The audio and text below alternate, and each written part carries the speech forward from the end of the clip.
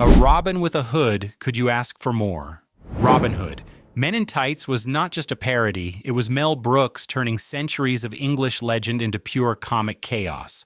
What looked like a lighthearted spoof of swashbuckling adventure was actually a production packed with near disasters, costume crises, unexpected casting twists, and more than a few behind-the-scenes rivalries.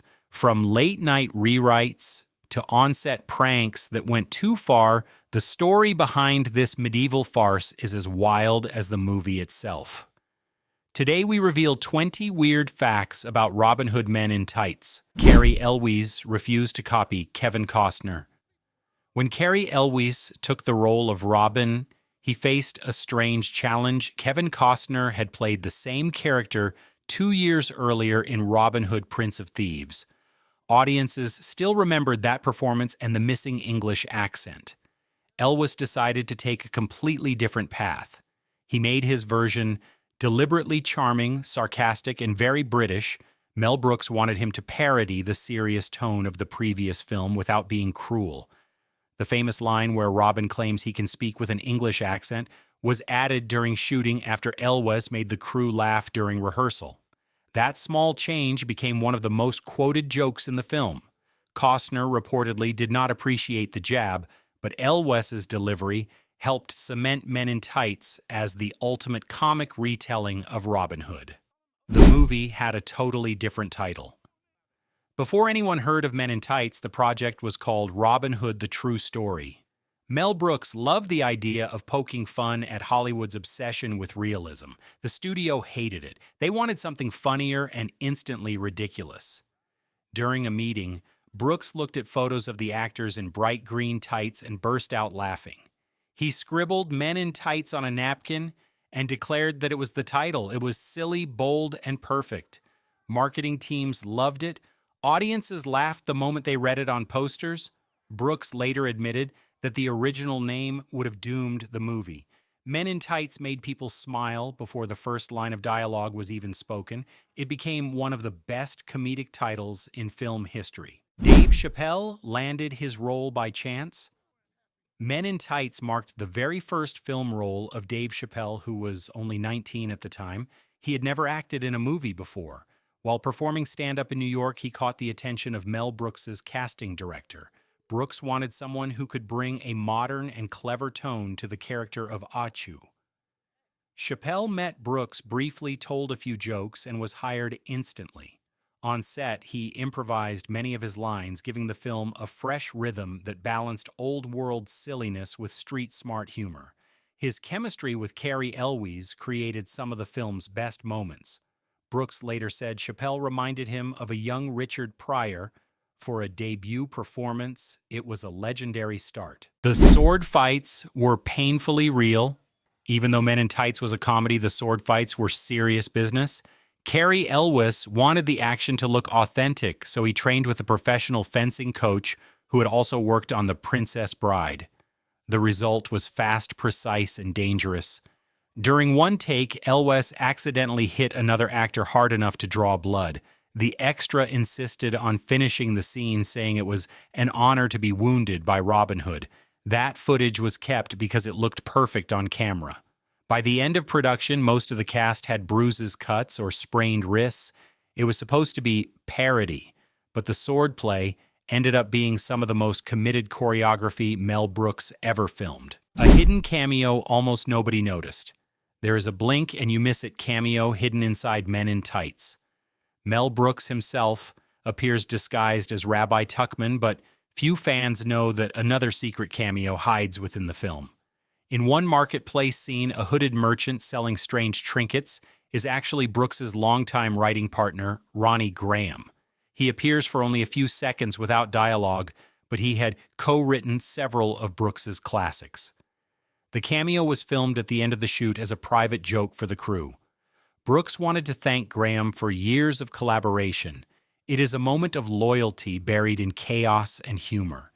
Fans who rewatch closely can spot him standing behind a cart of fake relics, smiling at the madness of Sherwood Forest. The studio almost canceled the film. Robin Hood Men in Tights nearly never reached theaters. When Mel Brooks pitched the idea, Executives at 20th Century Fox feared it was too old-fashioned. They thought audiences were tired of medieval comedies. Brooks refused to give up. He reworked the script, adding rap music, anachronistic jokes, and modern slang to make it feel fresh. Even then, the studio hesitated.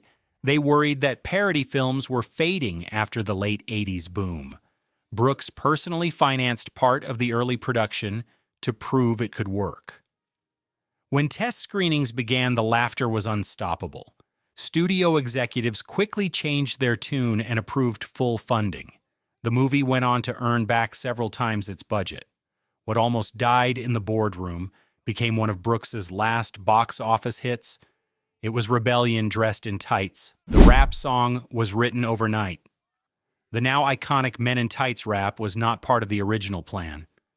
During a late-night writing session, Mel Brooks decided the film needed a modern opening that would instantly set a playful tone. He called his music team and ordered a parody of hip-hop written overnight. The result was a bizarre and hilarious anthem that introduced Robin and his crew as a gang of swaggering outlaws who were not afraid to wear tights. The cast had less than a day to rehearse the choreography before filming began. Cary Elwes admitted that they barely knew the lyrics. They improvised most of the dance moves on set. Despite the chaos, the sequence became one of the film's highlights. It was proof that Brooks could parody any genre and still make it feel joyful. The costumes nearly caused a revolt. Filming in summer heat while wearing layers of velvet leather and tights was brutal. The cast complained constantly that the costumes trapped sweat and restricted movement. Cary Elwes recalled feeling faint after long fencing scenes under studio lights. Costume designer Deborah Nadoolman, who had worked on Raiders of the Lost Ark, tried to balance historical style with comedy exaggeration. She later joked that Men in Tights was the sweatiest production of her career. To make things worse, the tights themselves tore easily during stunts, forcing the wardrobe team to repair dozens each day. Brooks kept shouting more tights, less dignity, which became an unofficial motto on set.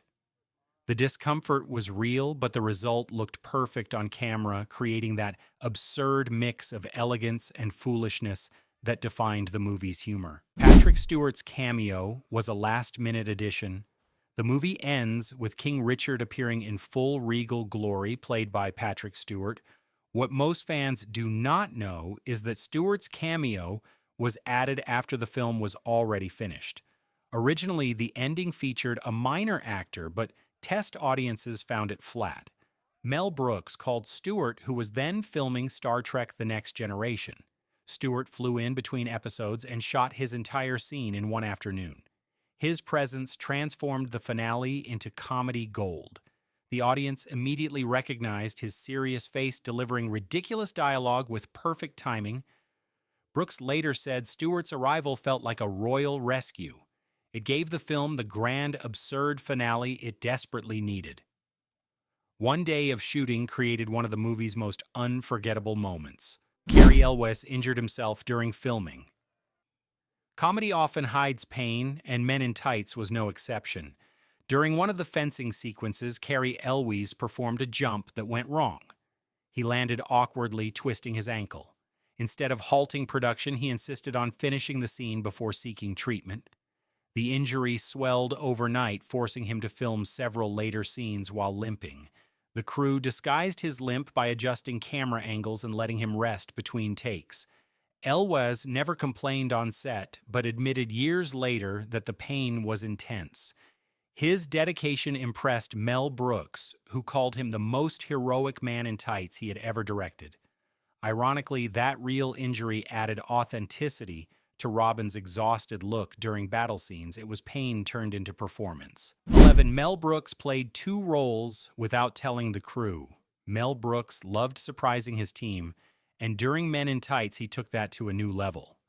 Everyone knew he was playing Rabbi Tuckman, but he secretly appeared again in another scene disguised under heavy makeup. During filming of The Castle Banquet, Brooks slipped into costume as a background nobleman and joined the extras without telling anyone. The director of photography only realized it when Brooks started ad-libbing lines and breaking the fourth wall mid-take. The crew erupted with laughter while Brooks insisted they keep rolling. The footage was never used, but those on set still talk about it as the day Mel fooled his own crew. It was his way of reminding everyone that the true joy of comedy lies in chaos, surprise, and total lack of control. Richard Lewis almost quit the movie. Richard Lewis, who played Prince John, brought his own nervous energy to the set, but not everything was fun and games. Early into shooting, he clashed with costume designers over his elaborate wardrobe. The tight-fitting tunics and oversized crowns made it nearly impossible for him to move comfortably. During one rehearsal, he became so frustrated he threatened to walk off the production.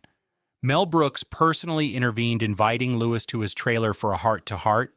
Brooks convinced him that the discomfort was part of the comedy and that the sillier he looked, the funnier the film would become. Lewis stayed and ended up delivering one of his most memorable performances. His blend of royal arrogance and insecure vanity became a highlight, proving that laughter sometimes grows out of pure irritation. The crew used real fire for the torch scenes. Safety standards were looser in the early 90s, especially on a Mel Brooks set. During the torch sequences in the forest, the flames were real, not digital. The fire crew kept extinguishers close, but the actors were inches from danger. Cary Elwes accidentally set part of his glove alight while performing one scene. He calmly slapped it out and continued the dialogue without breaking character. The moment looked so natural, Brooks used the take in the final cut. Several crew members later said it was the most nerve-wracking night of the entire shoot. The air was thick with smoke and laughter as Brooks kept shouting, "Bigger fire, bigger laughs." The result was a sequence that glowed with authentic heat and wild, unplanned energy. The deleted scene broke the fourth wall completely. There was once a scene that even Mel Brooks thought was too much. It showed Robin and his men rehearsing their lines after realizing they were characters in a movie. The sequence included cameras, crew members, and even Brooks himself wandering into frame. Test audiences found it funny but confusing, so it was removed before release. Brooks said he loved the idea of mocking Hollywood's obsession with storytelling, but feared it would break the film's rhythm. The deleted footage still exists in the studio archives, though it has never been released officially. For years, fans have begged for it to appear in a director's cut. It remains one of the few Brooks ideas considered too wild, even for him. The horse scene was a nightmare to film. One of the funniest moments in Men in Tights shows Robin and his men charging heroically on horseback only for chaos to erupt mid-gallop. What audiences never saw was the exhaustion behind that sequence. The horses were nervous due to the noise from cameras and crew lights. On the first day of filming, one horse bolted, sending an extra tumbling into the mud. No one was seriously hurt, but production stopped for hours. Mel Brooks refused to use stunt doubles because he wanted the cast's genuine reactions. The second attempt worked, but took nearly 20 takes to get right. By the end of the day, the actors were drenched in sweat and covered in dirt, yet laughing hysterically. The result was pure slapstick magic born from absolute mayhem. 16. The opening scene almost got them sued. The movie opens with a village being burned by soldiers while peasants shout about tax collectors. It seems harmless, but the original version included a banner reading, "Welcome to Rottingham." The city of Nottingham was not amused. Local officials in England heard about the gag before release and threatened legal action, claiming it mocked their town's heritage. The studio panicked and ordered Brooks to remove all real city references. Brooks agreed but refused to tone down the satire. He simply changed the spelling to Rottingham, making it sound similar yet safely fictional. He joked that lawyers were the true villains of every Robin Hood story. The sequence stayed and became one of the most memorable introductions of any Mel Brooks film.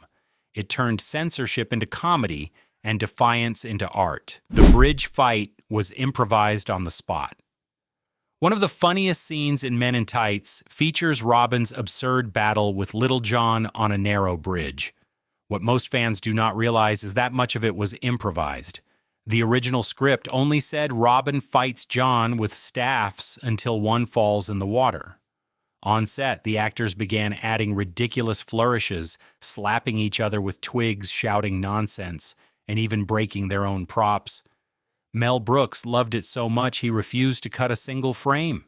Cary Elwes later said the fight was a perfect symbol of the movie itself, elegant at first, then collapsing into total absurdity. Every splash, every tumble was real. The laughter on camera was not acting, it was pure exhaustion mixed with joy. Mel Brooks fought the ratings board. Believe it or not, Men in Tights almost received a stricter rating. The film's original cut included jokes that the Motion Picture Association considered too suggestive. Brooks refused to tone it down without a fight. He argued that the humor was innocent, and that the movie mocked vulgarity rather than embracing it. After weeks of negotiation and a few clever edits, the film secured its PG-13 rating. Ironically, some of the lines that offended censors became audience favorites once the film hit theaters. Brooks later said that battling the ratings board felt like dueling with invisible swords. His victory ensured that families could watch the movie together without missing its playful edge. It was a win for comedy and creative freedom all at once. The movie saved Mel Brooks' career. By the early 90s, Mel Brooks was struggling to maintain his box office reputation. His previous films had not performed well, and critics claimed his humor had grown outdated. Men in Tights changed everything. It reminded audiences why they loved Brooks in the first place. The movie's success revived his status as the king of parody and proved he could still make people laugh across generations. It also introduced his work to a new wave of fans who discovered classics like Spaceballs and Young Frankenstein afterward. The film's blend of old-school wordplay and modern chaos set the stage for his later projects. Men in Tights became more than a comedy, it became a rescue mission for its creator's legacy. Critics missed the point entirely. When Men in Tights first released, many critics dismissed it as silly fluff. They failed to see that beneath the jokes lay a sharp commentary on class hypocrisy and media culture. Brooks intentionally used exaggerated humor to expose how history gets rewritten by those in power. Robin Hood's rebellion was not just a gag, it was a parody of the very idea of noble heroism. Over time, audiences began to recognize this layer, and the film gained respect as one of Brooks's most self-aware creations. Its humor aged better than expected because it celebrated rebellion while mocking authority. What critics mocked as childish became a cult classic taught in film schools as an example of perfect comedic rhythm. The real Robin Hood reference hidden in plain sight. In one of the final scenes, Robin and Marian ride off together while villagers cheer. Few notice that the melody playing in the background is not just romantic music, it is a slowed version of a medieval ballad titled The Bold Outlaw of Barnesdale, which is one of the earliest known songs about the real Robin Hood. Mel Brooks added it as a private tribute to English folklore. He never announced it publicly. Only historians and music scholars caught it years later. It connects his parody back to the centuries-old myth that inspired it all. The joke comes full circle, comedy becoming legend again. And that is the true magic of Robin Hood Men in Tights, a film where laughter and legacy meet under one hood.